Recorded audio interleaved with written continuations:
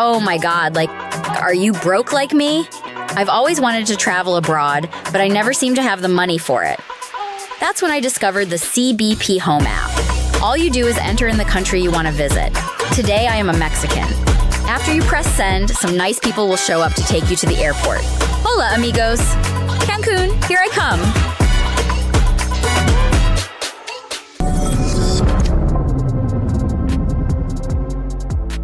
Secretary Turner, it's an honor to have you on the show. I do got a tough one for you. What is your favorite Val Kilmer movie role?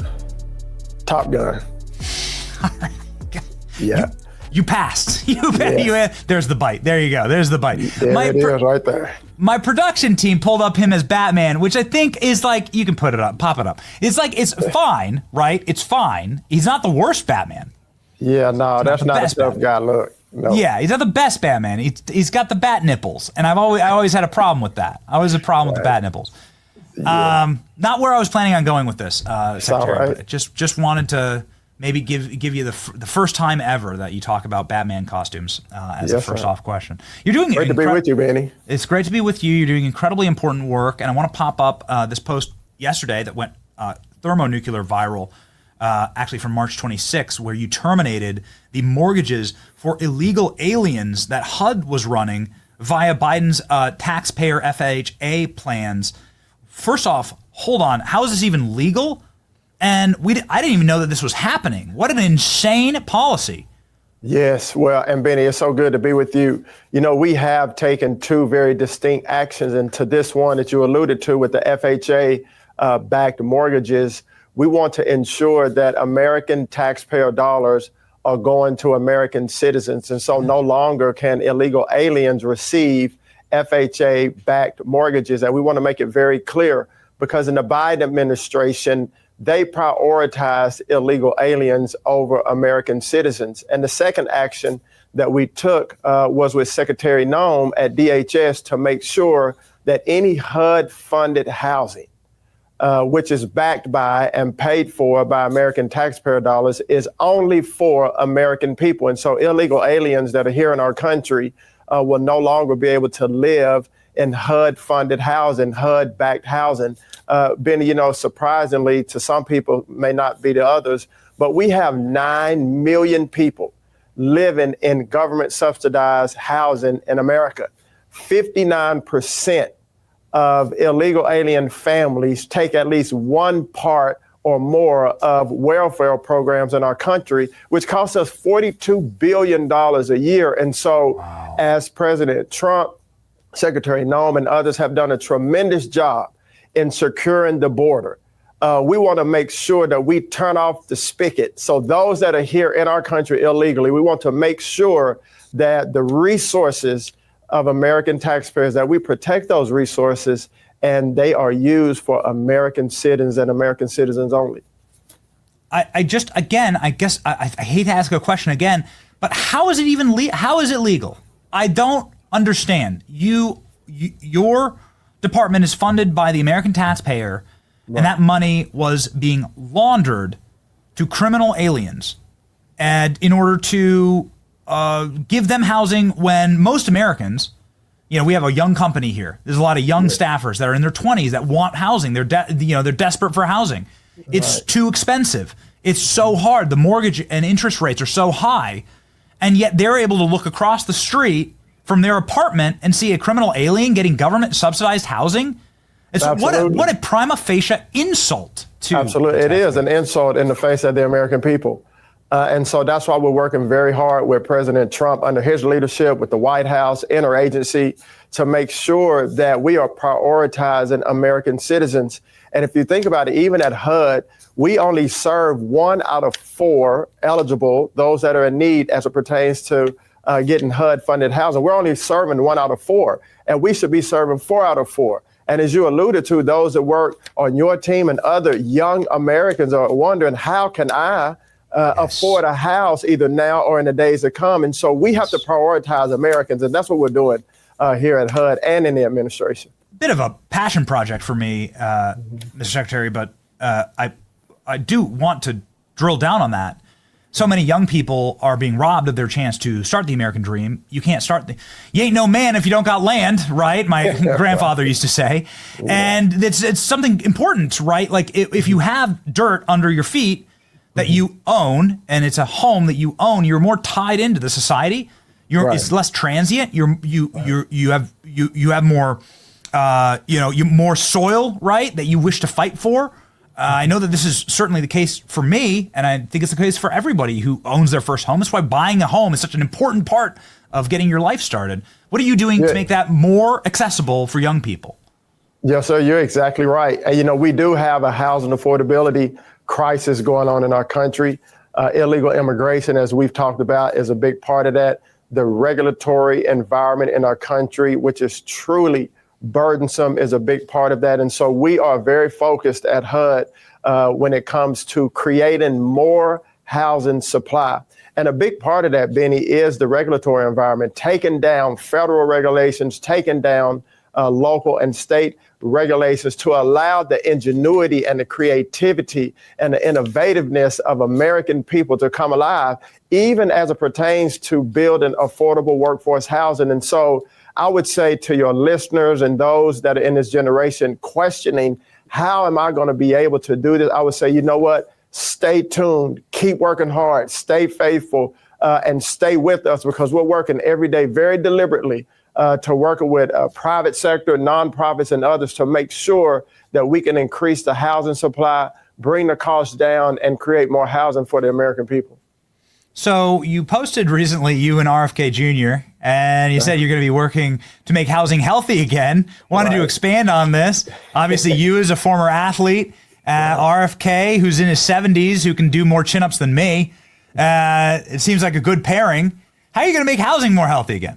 Well, RFK, he's extremely focused on making America overall healthy again as it pertains to our food supply and getting processed foods out and getting dyes out. And he's very well versed in this, as you know.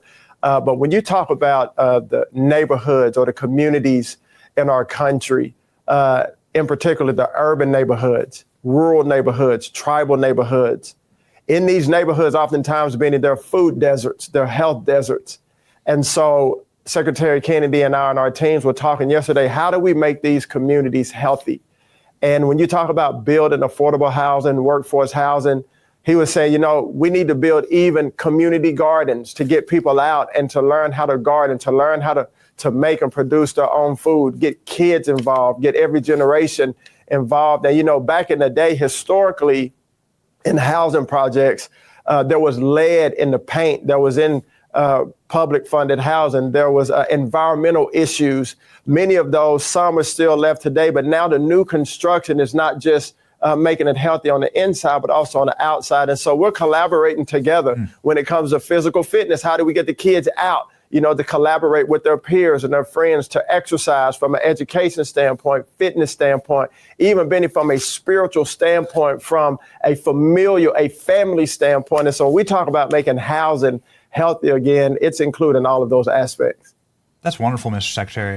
Yes, I lived next to a bunch of government housing in Washington, D.C. When I was in D.C., I could, this was a rough neighborhood, but there was a little football field. I coached the 6-year-olds in that football field, and that was it's so important to have just the ability to run around and knock heads and to get some activity.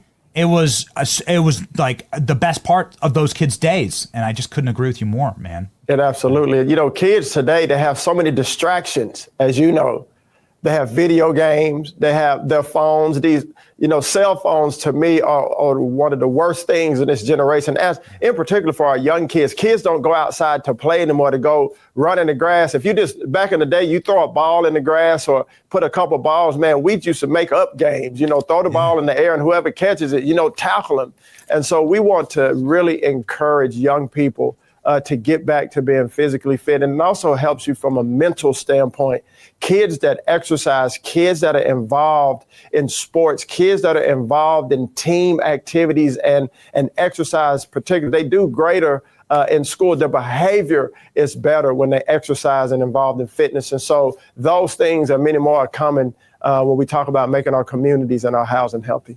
The man knows what he's talking about. He has an image of him during his playing days at the Broncos and at the Redskins, is it, as well? Chargers, Bills, Broncos. I'm sorry, did I dead name the Redskins? I apologize there. I love it. No, the Redskins, that's what I call them. That's who I played for. That's right.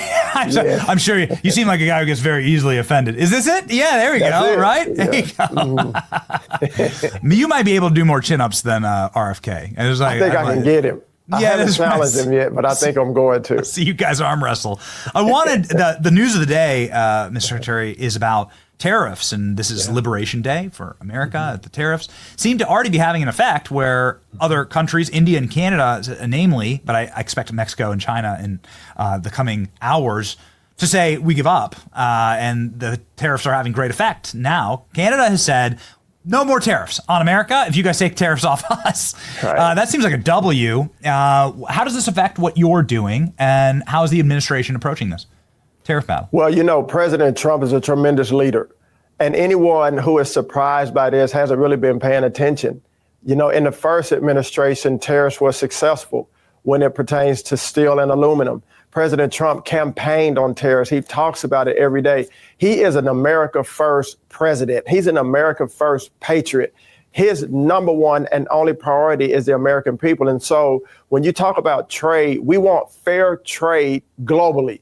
And you talk about Liberation Day, to be set free, from the grasp or the hold of others. No longer can other global economies or foreign adversaries take hold of us and hold us captive when it comes to trade. And so I would say those that are surprised haven't been paying attention. But the process that we're going through, Benny, is a process that I believe is necessary. Because over the last 4 years, America has become stagnant. America has become complacent. Status quo crippled America. And so when you go through transition, like we're going through right now, Benny, we're going through an economic transition time. But transition is not comfortable. When you're not comfortable, then you're growing. If you're growing, you're winning. I remember when I was in the NFL in training camp. Training camp was hard. It was never comfortable. It was never fun. It hurt. It was painful. There was always change. You literally were transitioning every day. You didn't know if you would have a job the next day. You didn't know if your teammate would be there the next day. And that was not a comfortable situation. But for the team as a whole, the end goal was to win the championship. And President Trump is a championship president. And America is the number one champion in the world. But we have not been living that way. We have not been training that way in the last 4 years. But that day's over.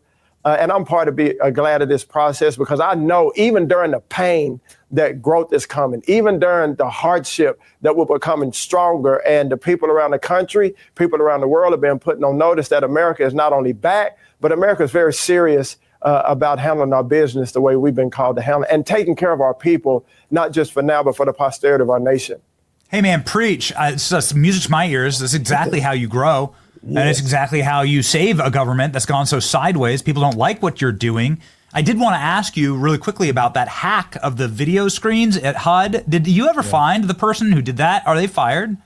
Yeah, it's ongoing investigation, but we responded. We have a tremendous team here at HUD, Benny, and we do not play games when it comes to protecting this agency, protecting the American people, and protecting the mission that we've been called to. And so we are handling that in the appropriate manner.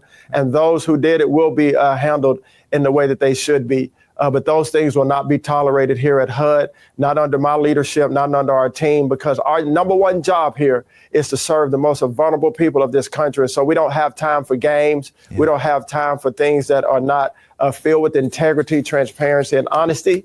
And so, yes, sir, we are handling that the way we should. Good. Well, I hope they do a block and tackle drill with you. In closing, we had to do it. We had our team pull something from the archives. It's the only available video of President Trump on a football field throwing a football. Oh, and God. I wanted to get your opinion of this, since you are an expert. This was Patriot Field in Buffalo in 1992. President Trump gets one shot to send a football through a small hole in a tarp, and he got it. And I just want to get your maybe your play-by-play on this. You know, I like the way he approached it. He's relaxed. He's having fun. You know, he's very confident. Even the way he holds the ball in the spiral, you know, was tremendous. So when I see him, I'm going to let him know, hey, I saw that pass you through, and I think he did a great job. Yeah. Oh, man. We don't want you to leave. We need you at HUD. But you'd be a great sports commentator. You know, it's up to, well, sir, it's an honor to have you on the program. Everybody go follow Scott Turner. He's somebody who's really rocking and rolling. He's got 115,000 Americans already. That makes him the most popular HUD secretary in history, let me tell you. And he's somebody who's really fighting for us. Yes. And it's great to have fighters on our side. Godspeed, Mr. Secretary. Thank you, Benny. I appreciate you, brother.